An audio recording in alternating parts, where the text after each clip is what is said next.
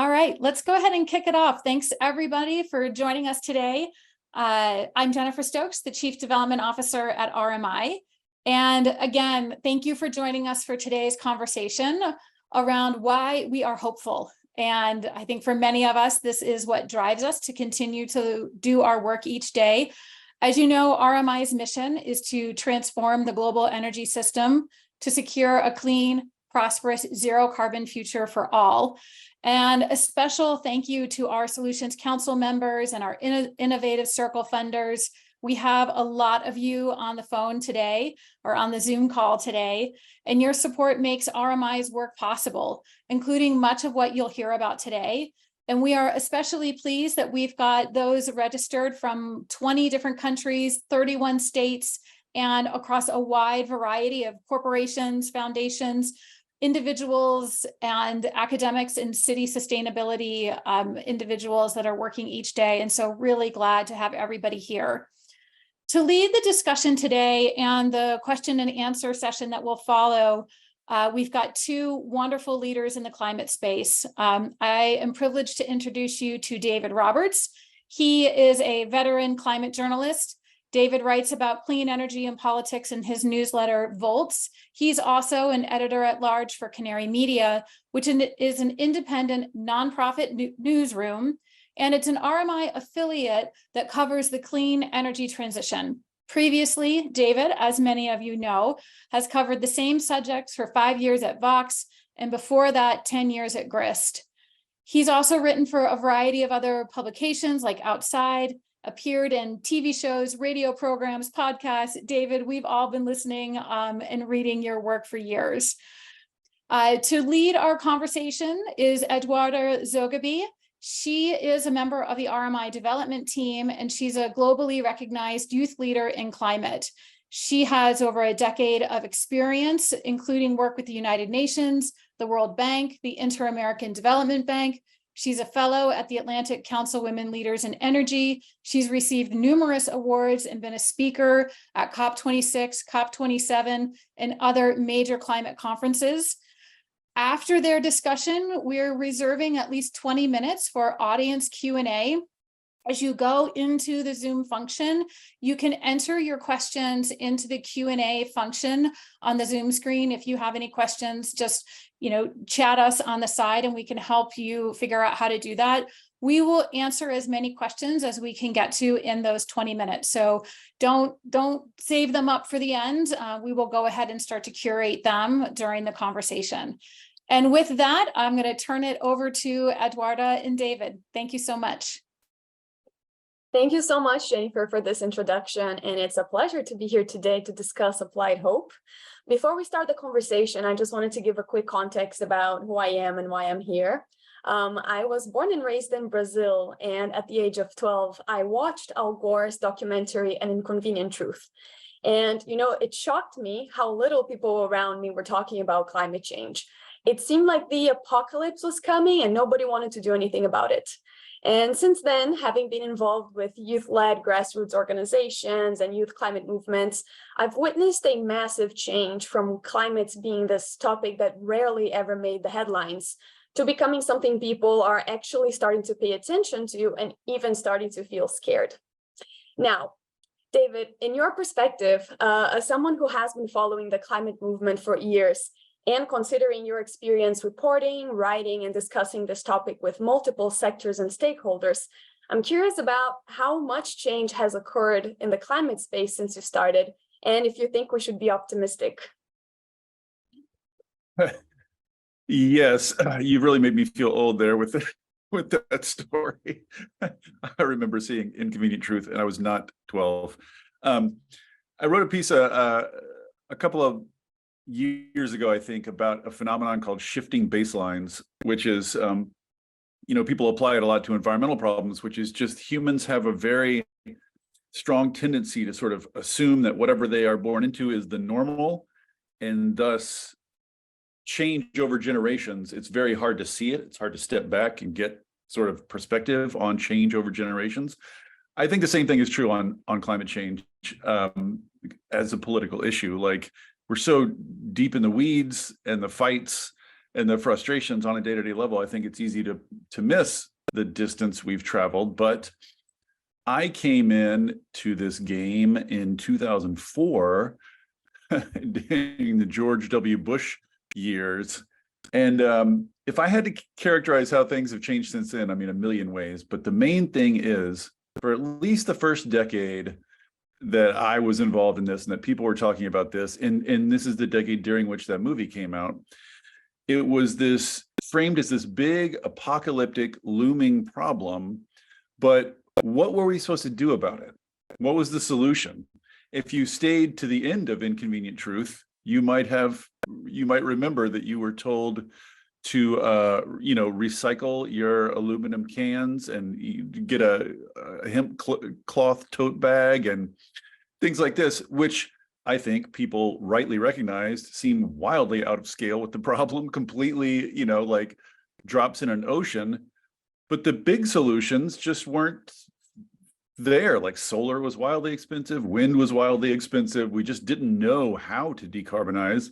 The best policymakers or even the green movement could come up with was, let's make it really expensive to emit greenhouse gases, and then the market will figure something out. And for reasons that are painfully obvious in retrospect, that was not a great political pitch. That did not go over particularly well with the public. Like, let's make everything you do more expensive so that someday someone can figure out some way of doing it in a cleaner way. Anyway, for various and sundry reasons that I'm sure a lot of the audience is familiar with, Germany's solar programs, China's massive state investments, Obama's stimulus bill, etc.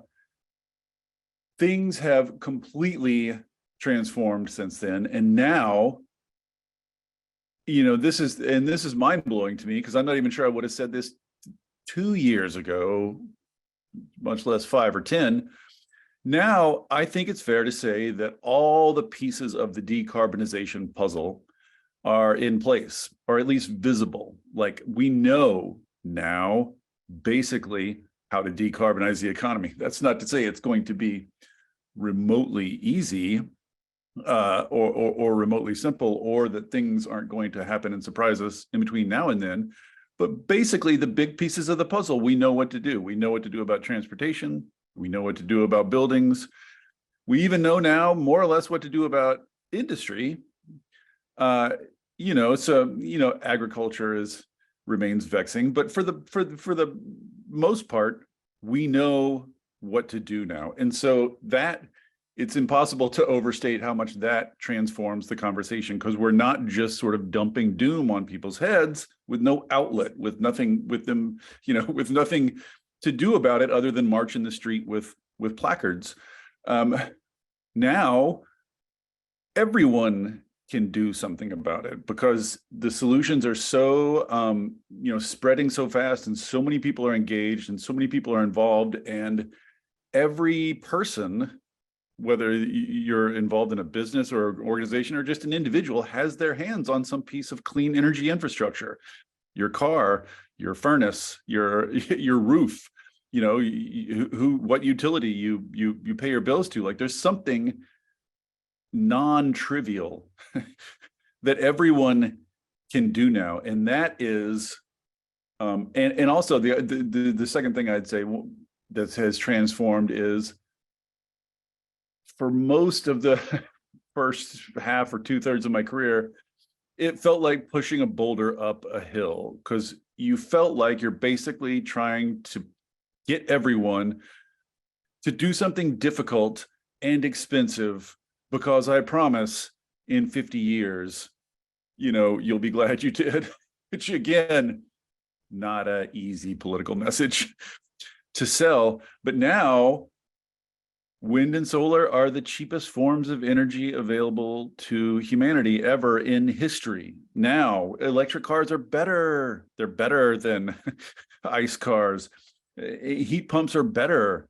They're more comfortable than furnaces, et cetera, et cetera, et cetera. Now we have a better, cleaner, more prosperous, just cooler world right at hand. And so the boulder's rolling downhill. And the problem now is not, we need to transform everyone. We need everyone to become an altruist. Now it's just, we need old, wealthy, politically connected incumbents to get the hell out of the way so we can finish this. And that's just a very different vibe. It's a very different political message, and it's a very different vibe. Like, if I'm a young person, like, this is the work of our generation. We're underway, we're doing it. We're clearing the old wood out of the way and building a brand new world. Like, that's fun. That's not dreary. That's fun. Now we'll stop there. I don't know how fun it is, because we're talking here about hope, and I think that a big discussion, no, I'm just kidding, but a big discussion that I see is that we're always talking about climate anxiety, and as the future generation, that we're taking so much care of doing something in the future to protect my generation. But like you said, that there's still a lot to do with political will. And the way I see it, like this change back in the day, back to when I was 12 to today, it's just a big difference. That's just, seeing people talking about it. And I think it's already important at the, household level, that people are just aware of what the problem is. And this is a big thing for youth movements, and for, we talk so much about raising awareness to everyone, not necessarily placing the responsibility to the consumers and, to individuals, but also acknowledging that industries and politicians have a big role to play. Since we know the answers, right? Like you said, we know how. Now I think it's just a matter of figuring out how to make this happen faster. But now to my next question, David. RMI's Kingsmill Bond has written extensively about the energy transition narrative and how it's unfolding more quickly than many people realize. And I think that this is the piece we're talking about, not perceiving generational change. And I know you're also familiar with his work. So what's your take on the speed of the energy transition? Yeah, this is a funny thing I think about a lot. When you step back, like if I step back to 2004 and look at projections of, you name it, clean energy, technology, whatever, official projections, conventional wisdom has been unduly pessimistic almost 100% of the time, the entire time I've been a journalist. And, it's a little weird to me. In any other, you'd think this would occasion some sort of like field-wide introspection or something, like we're getting it wrong in the same direction over and over and over and over and over and over and over again. Maybe we should, review our assumptions that we're basing our projections and our models on. But it's a little weird. And I think there's something sociological going on. It's just safer and sounds more serious and hard-headed when you're skeptical and you're like, no, this is, when you're bringing up the problems and things that are going to slow things down, you just sound more serious. But it's the wild-eyed optimists who have been right over and over and over again at this point. Like you go back to the early 2000s, the only people who properly projected the level of solar, in the 20 years to come was Greenpeace. And they weren't even really doing a projection. It was more like a throw a dart at a wild hope type of thing. And they undershot it slightly. So this is, and it's funny because Kingsmill has come out with this latest, he's been doing yeoman's work on this. He just came out with this latest paper sort of trying to frame sort of why this revolution is happening so quickly and why it's going to only speed up. And it's a little wild to me. I'll share it on Twitter and I get the same brow furrowed, this is not serious, this is wildly optimistic, what about this, what about that? Just the same sort of general skepticism in response that I've been seeing in response to hopeful projections in my entire career. And at this point, I just think, just if you're a betting person, right? Even if you know nothing about the underlying substance, even if you're just a gambler, you're like, well, who's been right? Which horse am I going to bet on? Based on the last 20 years of experience, it's probably going to go faster than we think. Again, like these things, it's if you look at the sort of projections of wind and solar from the official projectors, the International Energy Agency and so on and so forth, they show the growth plateauing over and over again. Year after year, they forecast a plateau and it never plateaus. So if you had gone back to like 2010, I say, like, if you just brought in an elementary school child and showed them the graphs, like, here are the lines, and the child would say, well, I bet the lines are going to keep going that way, the way that they're going, that child would have been a better energy forecaster than 90% of the professional energy forecasters, because the lines have just kept going the way they're going. So all of which is just to say, yes, I think we are past tipping points where the genie's not going back in the bottle, and we're going up the so-called S curve. We're heading into sort of, super rapid change. There are big uncertainties. There are big challenges remaining, and no one's certain how those are going to play out. I would cite NIMBYism, right? We're going to need a lot of land to build all this stuff, and there's already a lot of resistance among communities. Permitting is difficult, takes forever. There's a huge interconnection queue building up. That's a problem. Workforce is a problem. We don't necessarily have as many people trained to do this stuff as we're going to need to build all this stuff. So there are substantial challenges. But again, I say, if you could go back in time 10, 15 years, people would cite these challenges. and I would just say, I don't know how we're going to overcome that, but I bet we will. And we did. And I would, it doesn't sound particularly sophisticated, but I'd say the same thing now. Like, how are we going to overcome the critical minerals situation, the mining situation, the workforce situation, the NIMBY situation? I don't know, but I bet we will. Like, I bet the lines are going to keep going in the same direction they've been going, just because, at a certain point you have to, like, accept the good news.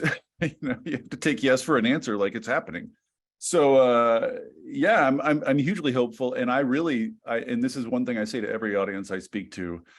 I really think the next 5, 10 years, certainly the next 20 years, are going to see more rapid change in the tangible circumstances of ordinary people's lives than we've seen in our century. I was talking to a group of young people the other day, and I was like, probably since you've been born, technological change has been your phone getting better and better cameras, 3 lenses, 4 lenses. That's basically it. Like, in terms of the big pieces of day-to-day life, we live now more or less like we lived in the 70s. We drive around our cars, and heat our houses with by lighting things on fire, etc.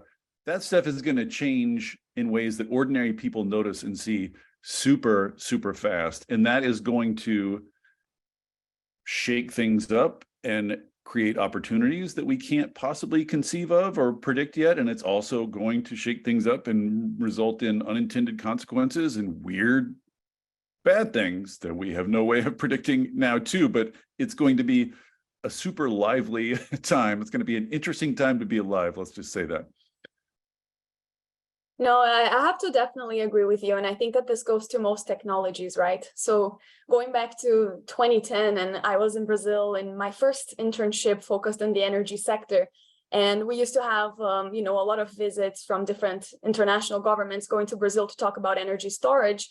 And I remember talking to the actual government stakeholders and hearing them say, oh, this is impossible. We already have hydro, that's enough. This thing with solar and wind will never happen here because energy storage and batteries are just so expensive. And then you see, like, for battery storage, I think within 5 years, there was a 70% drop in costs that we're going to start seeing for the other technologies. So it's the same now in hydrogen. Most people saying that, oh, this technology will only happen and seriously be deployed in the next 10 years, when in reality, everyone's putting so much effort, energy, and investments into it that I'm sure that it's going to be faster than that. So we just have to look ahead and be prepared and put a very big emphasis, I think, in planning, in energy planning, which is sometimes forgotten by most, governments and organizations. feel free to interrupt me as well. Like it's like what the hockey player Wayne Gretzky always used to say, for once we should be skating to where the puck is going. Don't skate to the puck, skate to where the puck is going. And like at this point, we know where this is going. So like start planning for that 10 years horizon when solar is going to be absurdly, ridiculously dirt cheap. What is that going to enable us to do? We should start thinking about it now. Definitely. And I think just one more point that you mentioned that for me is very important is training the workforce, right? Again, coming from a perspective of being part of youth organizations, one of the things we advocate the most for is skills training and education, because climate and energy education, unfortunately, are not widespread still. So in developing countries, it's very rare for you to have a course in climate change or do a master's in energy. It's opportunities are very restricted. Most young people have to go to other countries. Most of them need scholarship to study. So investing in the energy transition, I think, is also investing in young people that will be occupying these positions. So just one thing for everyone to keep in mind. But another point I wanted to bring to the discussion is that whenever I'm participating in these discussions is to also acknowledge how the energy transition is happening at different stages in different parts of the world. So while mitigation efforts are usually centered in adding more renewable energy to the mix in my region, and particularly in South America, like I mentioned, there's an abundance of resources, of hydropower use, and our challenge now is actually focusing on decarbonizing transportation systems, improving energy efficiency, and now trying to join the race to become an exporter of green hydrogen. But on this topic of having competing markets for energy technologies, the US recently enacted the Inflation Reduction Act, and that has completely changed the game. I was talking to a friend yesterday about hydrogen and its potential in other markets, and her organization that before had a global scope has now paralyzed their operations outside the US because of the IRA. Now, as you may know, RMI has been deeply involved with the IRA from shaping the bill and now during its implementation.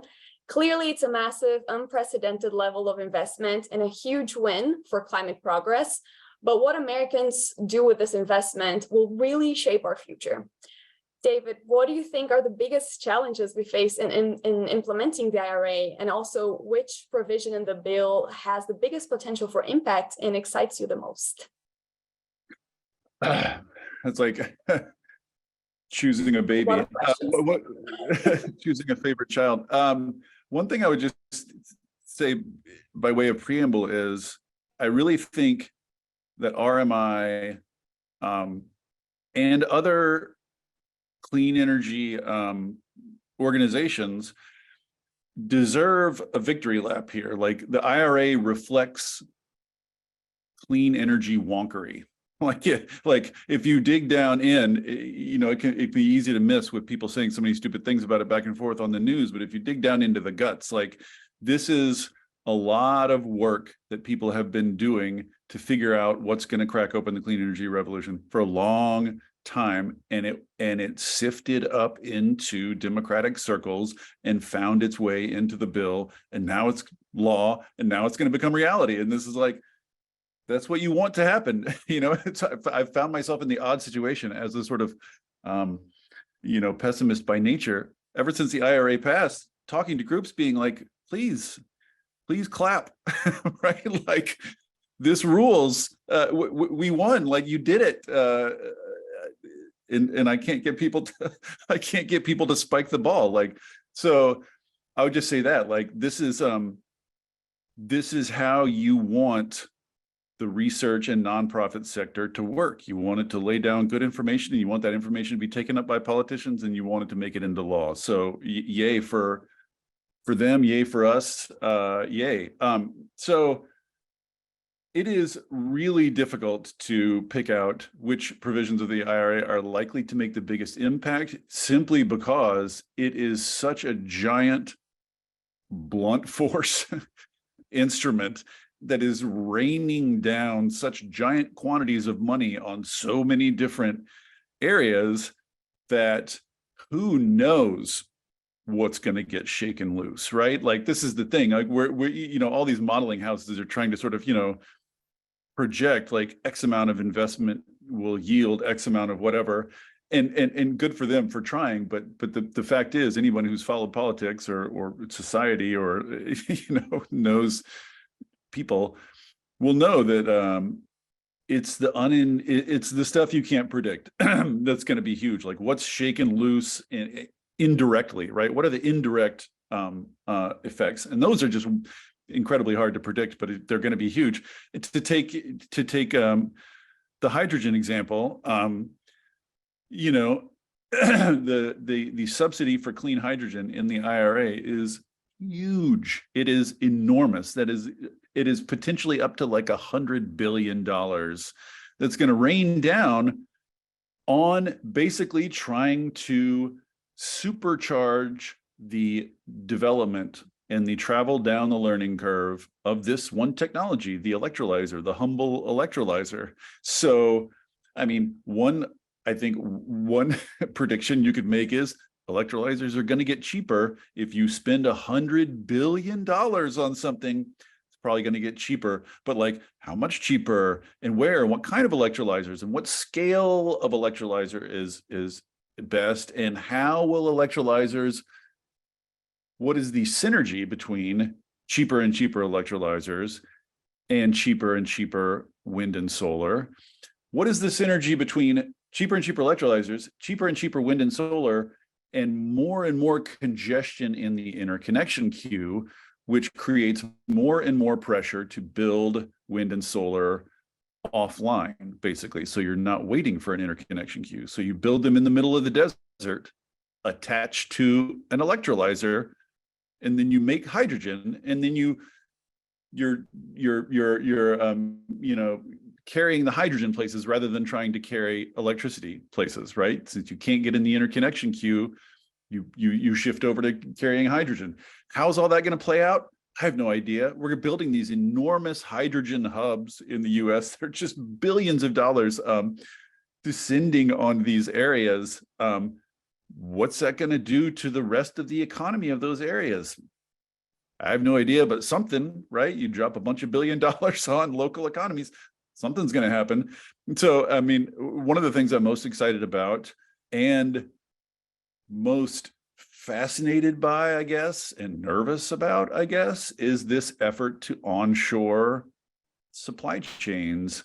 I mean, the IRA dialogue is focused mostly on climate and clean energy, which is, all for the best, but it's also a giant industrial policy bill. It's also a giant effort to take supply chains that have already formed and been relatively set in other places and just create them in the US by sheer force of money. And that's, just a brazen, crazy thing to do, to try to sort of create a supply chain from mining to processing to manufacturing of all these of EVs and solar panels and stuff in the US out of almost nothing through brute force of money over a very short period of time. What's that going to do? Don't know.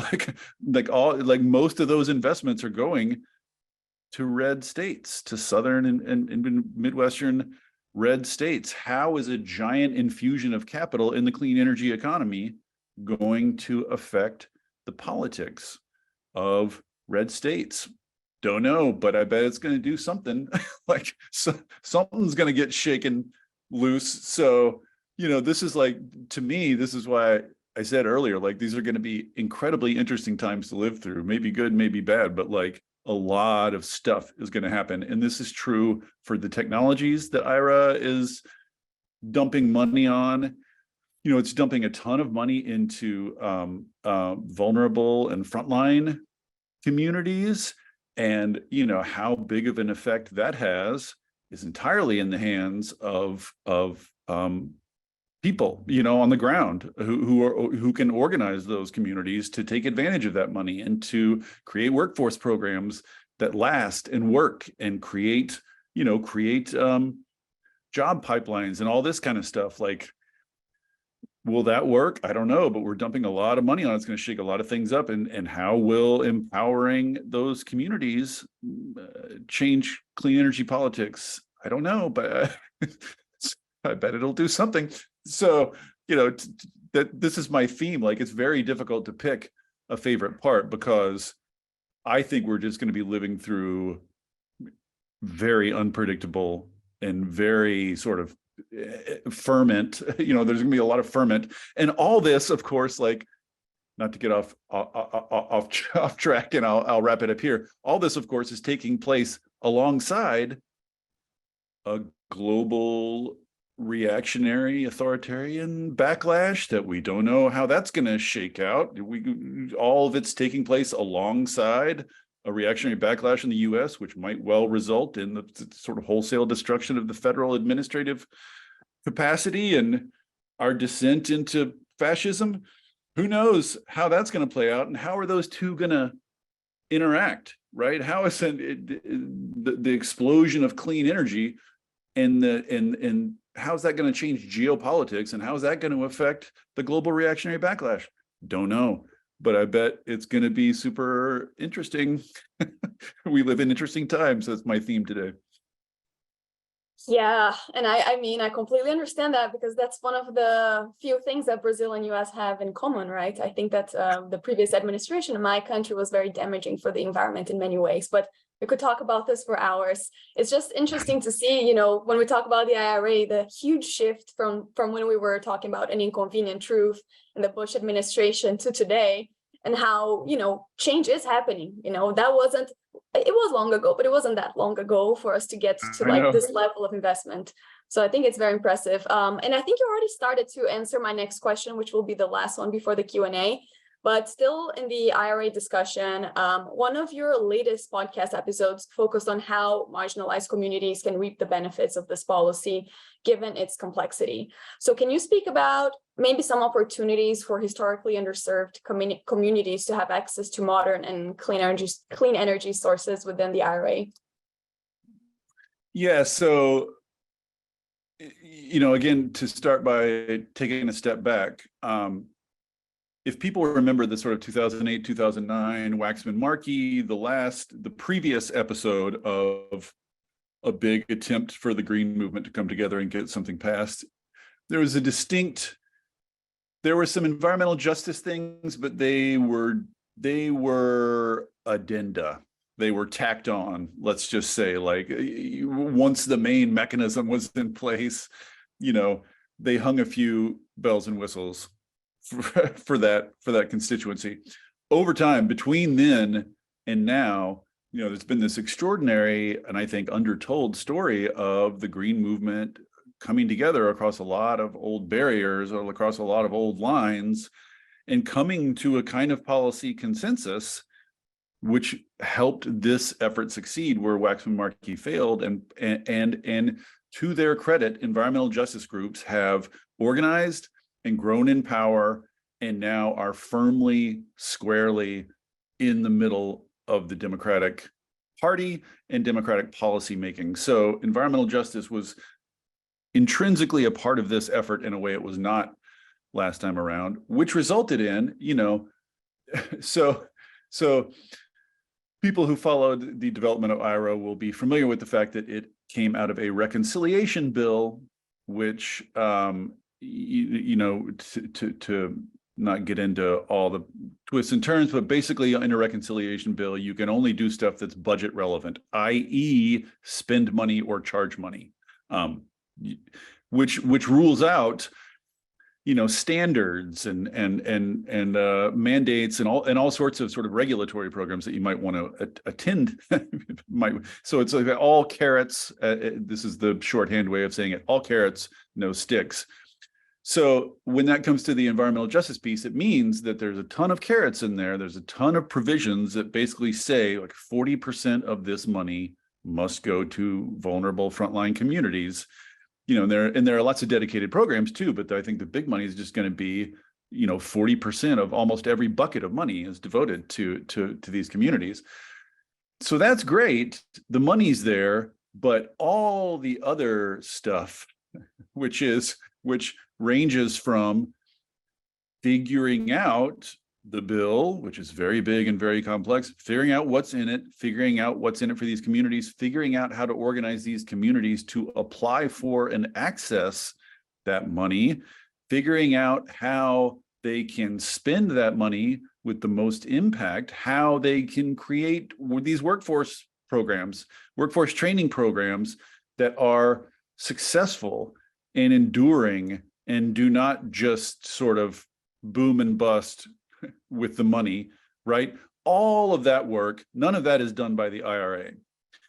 All of that is going to have to be done by the movement, basically. And this is what motivated this pod I did last week. Like, how much vulnerable and frontline communities benefit from the extraordinary amount of money that is potentially available to them is 100% up to the movement, how well they get into those communities, make them aware, help them organize, share best practices, right? All this kind of stuff. Like, and this part makes me nervous too, because there's just lots of ways that could go wrong. There's lots of ways that opportunity could be wasted, or, people at cross purposes or duplicative efforts or all this kind of stuff. So it's a real challenge to movement organizers to take this fire hose of money and make sure it has the maximum possible benefits. And as I say over and over again to people,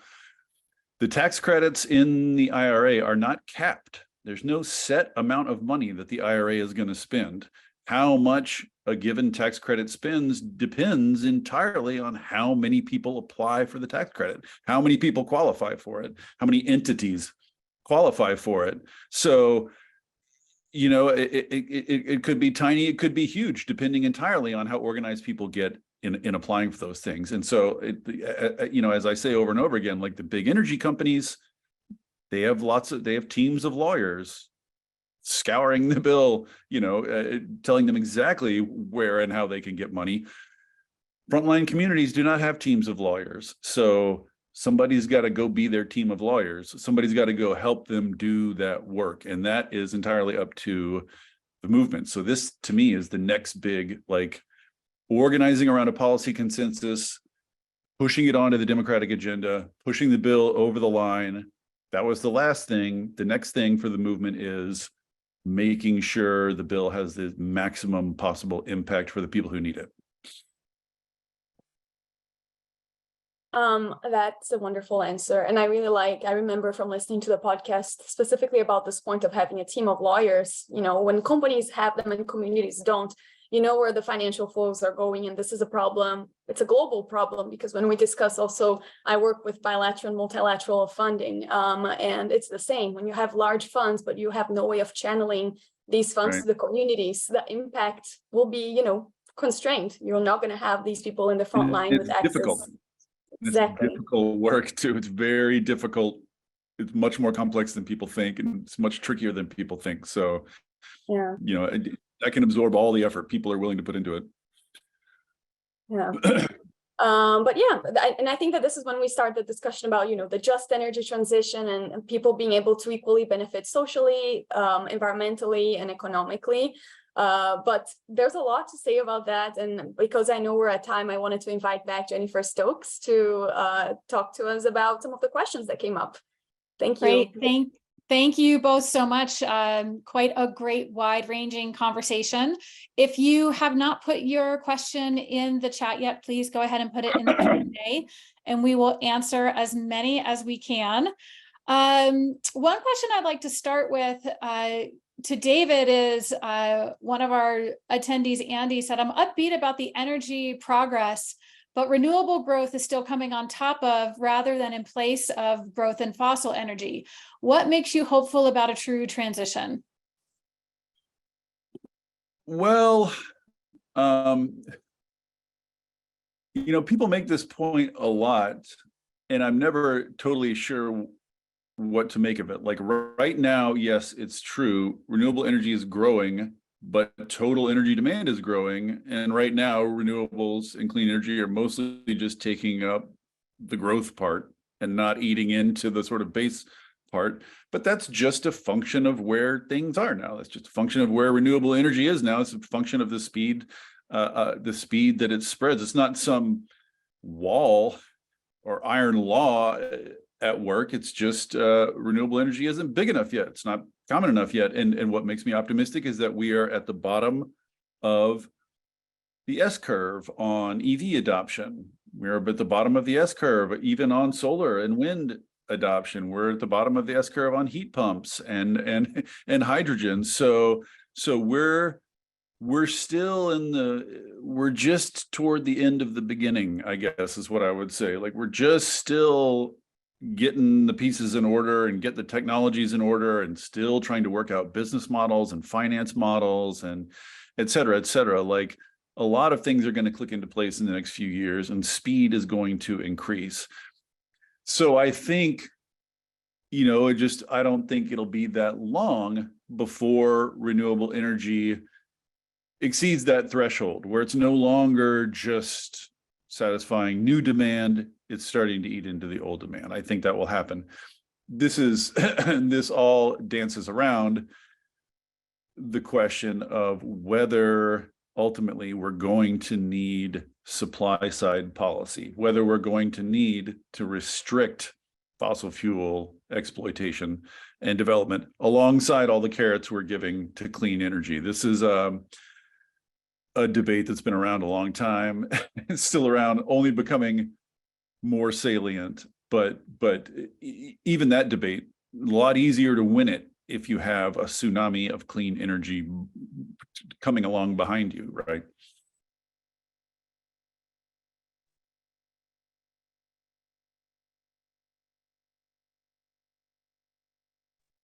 You're muted, Jennifer. Yeah, Jennifer. Thank you. Thanks. As we build up that S curve, that also means the demand for employment in these sectors will continue to rise.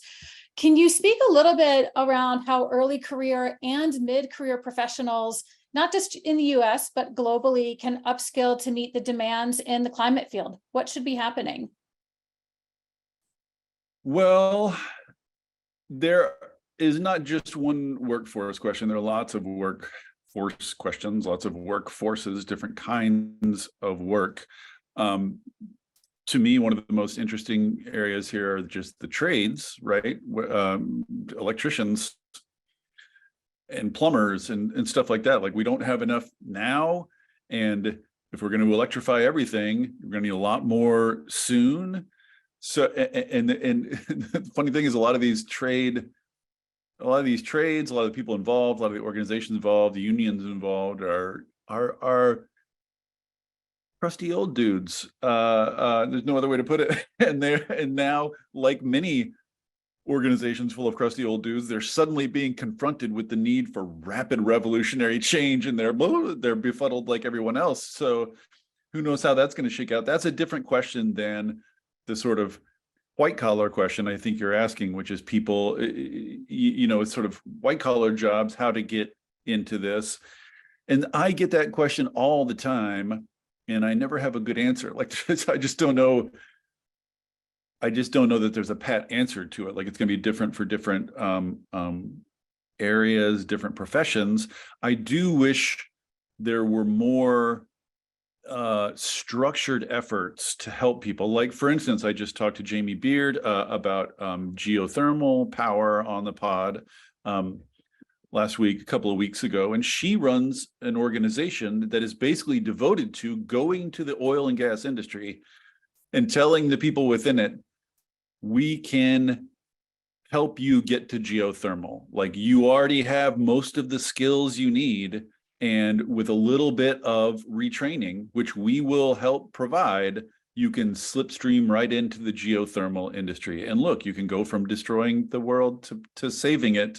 But you have to be proactive. You can't just wait for those things to happen, or there'll be a scramble and there'll be shortages and there'll be, bottlenecks.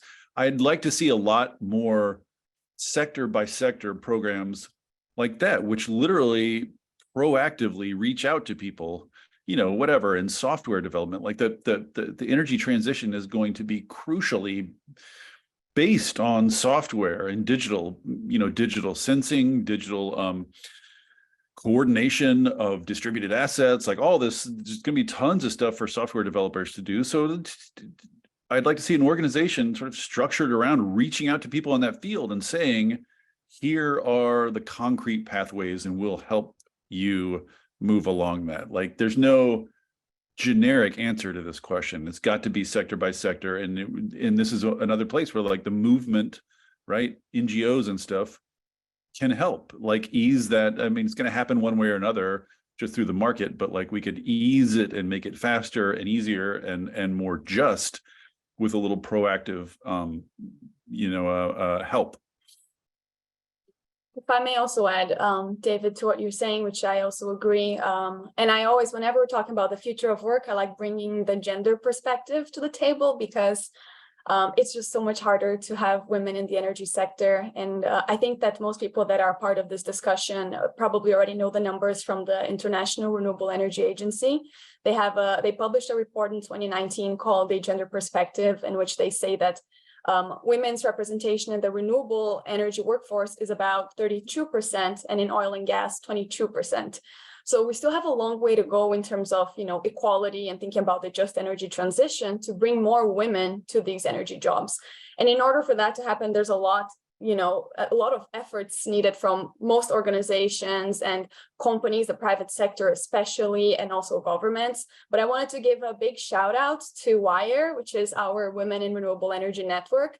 What we do is pretty much providing professional development for women working in energy related fields in island nations, offering mentorship, peer-to-peer learning, and capacity development. And the reason I wanted to highlight this program at RMI is because I have been benefiting from this type of effort from outside organizations to get to where I am today. It's very hard when you're from a developing country to work for an international organization, even go to another country. And that's one of the few ways of learning about the energy sector. So like I was saying before, it's not just the skills building, it's not just the job opportunities, but it's ensuring that women are, have actual opportunities, have mentorship, and within the organization, they're also valued. So I think that all these steps are critical if we want to speed up the energy transition and bring more diversity.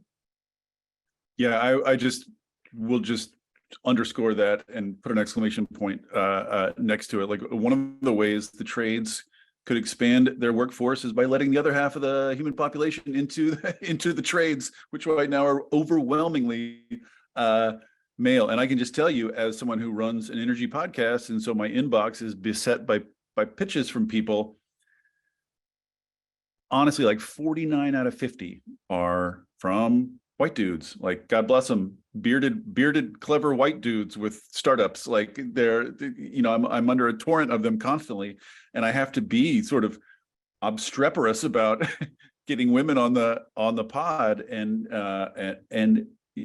when I do, it's always a blessing. So yeah, I'll just say more like that WIRE program, more like that in more sectors, more places. So moving from the human part of that's going to be powering this into one question that's coming up a lot is just in the really tactical. And, what about permit reform? This is one thing that is coming up again and again. We've got a couple of questions asking for your view on permit reform, David. Oh my goodness. Well, one thing I would just say as a general matter about politics in general is that roughly 99% of arguments about process are arguments about substance in disguise, which is to say, almost no one has freestanding views on permitting as such, right? Like, if you look at the Republicans' permitting reform bill, it makes it a lot easier to build fossil fuels because they want more fossil fuels. And if you look at the Dems' permitting reform bill, it makes it a lot easier to build clean energy and transmission because that's what they want. If you look at Manchin's permitting bill, it's got the Mountain Valley Pipeline in there because that's what Manchin wants, right? So nobody really has deep-seated principled views on permitting and permitting reform as such. So my position is I want to make it easier to permit clean energy, and I wouldn't mind making it harder to permit dirty energy because I like clean energy and think it's good, and I think dirty energy is bad. So I'm not going to pretend to have views on permitting reform as such. Now, all that said, the politics of this are very complicated. And it's going to be a half a loaf at best. It's going to be a compromise at best. It's probably going to be a lot of, in any real world permitting reform bill, there's going to be a lot of junk that I'm not going to like. So, but politically, I just don't. I just don't see it happening. It was funny, like Manchin, passed the IRA and then turned around to his Republican buddies and said, okay, now help me pass permitting reform. And they all said, you just passed Joe Biden's signature domestic initiative. Screw you, buddy. So they're not going to help him. And Biden's not going to let this Republican, fossil fuel monstrosity pass, and Democrats don't have enough votes to get there. So I just don't see a big legislative solution on the horizon, which is bad because it's very difficult, permitting, the slow permitting of renewable energy and transmission is a real and serious problem. So I don't have a great view. I would be open to a compromise. I tend to think, as a general rule, if you make it easier across the board, clean energy is going to win just because it's cheaper and it's moving faster. And that's the way history is going. So if you could do a generic, just make permitting easier across the board bill, I would probably be in favor of it. And then there's the sort of separate argument, which is what really is the source of the slow down in permitting, right? Like you talk to Manchin or the Republicans, they just want to be able to do more environmentally destructive stuff without people bugging them about it.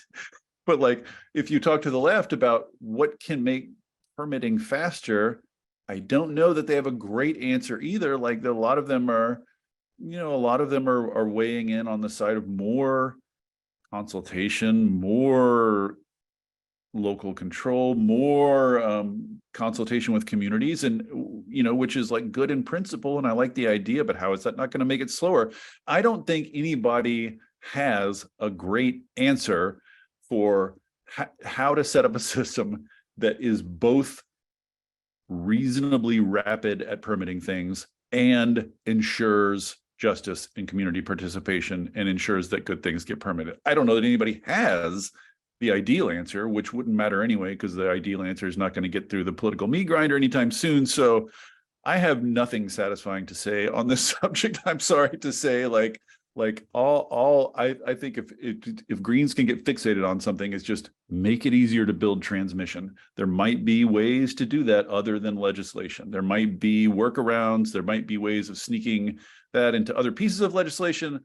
I don't know, but if I was going to pick one thing to sort of get fixated on, it is that. And then I'd also like to see, the second piece I would like to see is more study, real study of what does make permitting fast. You often hear the contention, if you consult with communities earlier, you avoid a lot of trouble later, so you end up actually being faster. And maybe that's true, but I'd like to see some evidence or case studies. I just don't think we understand this subject as well as I would like. So sorry, I don't have a better answer there. Well, last question before we wrap up. We've just got a few minutes left, sort of building on that. And I guess I would open this up to both of you, David, and then Eduarda. What is one piece of advice to the movement? I mean, RMI is operating an ecosystem, the attendees are supporting many organizations. What advice would you give to the movement right now in order to bring the most hope for our future? Eduarda, you go first. Well, I'm going to repeat my message of bringing more women to be part of the movement, but also young people. I'm also, now I ask permission to remove the RMI hat for 10 seconds and put on my student energy hat. I'm also part of a global youth-led organization called Student Energy, and we advocate so much for the role of young people in the energy transition, because we feel like from what we discussed so far, there's going to be so many opportunities, and we have a lot of young people interested, but a lot of them are in the global south, and many opportunities for growth and expansion, both supply and demand side for the energy sector are in the global south, but most of the investments are still in the global north. And I don't like this dichotomy, but at the same time, it's necessary to talk about the importance of, doing projects in both in all parts of the world and trying to reassess risk. And I think that's maybe my most important message, aside from youth, diversity, women, is how are we thinking about risk in these countries? Let's just rethink risk, because there's a lot of opportunity. Yes, great. Second to all that, the other thing I would say is, and some of this has been said so often now that it's verging on cliche, but I'll say it all again, is the environmental movement largely grew up around opposing things, around stopping bad things from happening, about trying to make bad things that are happening slightly less bad, about fighting. And now, especially given the sort of historic turning that I've been describing, and with the passage of the IRA, it's time to build things, right? It's time to build the new world. And that just takes different thinking, it takes different muscles, it takes different kinds of organization. And it's not, this is what's vexing and worrying to me, is there's a certain satisfaction young people take from fighting the man and stopping the man from doing a bad thing, which is why when Biden approved Willow, like overnight, that became more salient to the world's youth than all the good things he's done on climate, even though the good things vastly, vastly outweigh Willow by any way of measuring. It's just the bad things capture people's imagination. Fighting bad things capture people's imagination in a way that is very difficult to do in the inverse, which is how to build things, how to build workforce training, how to build an industry that is, how to build an industry that has political clout and that throws elbows in politics, how to build coalitions across groups that might not agree with you on everything in the name of building faster. Like there's just a lot of, when you're building, there's a lot more compromise. It's a lot less sort of morally, clear and clear cut. There's a lot more compromise. There's a lot more frustration, but we've got to make that pivot. The movement has got to make that pivot, got to learn how to accept and embrace rapid building of things, and instead of just stopping things. And that's everything from the mentality to the sort of nuts and bolts methods of organizing on the ground. Great. Well, these are just amazing insights. I think your expertise and just the perspectives, I appreciate both of you for digging into this for an hour today with everybody that's joined us. We are able in RMI to be a small part of a growing movement, and we take to heart the guidance to be collaborative and to work with others. And we're very grateful that so many of you are here to help us do that. We do have a special spring challenge in place, and 90% of RMI's funding comes from philanthropists and donations, large and small. And so for the next 48 hours, one of our donors has given us a challenge and will triple any donation to RMI for a total amount up to $150,000. So if you like what you heard, you want to play a role in helping us create this clean, prosperous, and low carbon future, please make a gift to RMI at rmi.org/give or through the QR code on the screen. Thank you so much for your time, David and Eduarda. And for those of you who gave us your questions connected to your name, please make sure we will try to answer those questions. If it is an anonymous question and you would like to get an answer from one of us, please feel free to reach out to RMI. And for more information on David, please visit www.volts.wtf. And we thank all of you for your time today and support of RMI.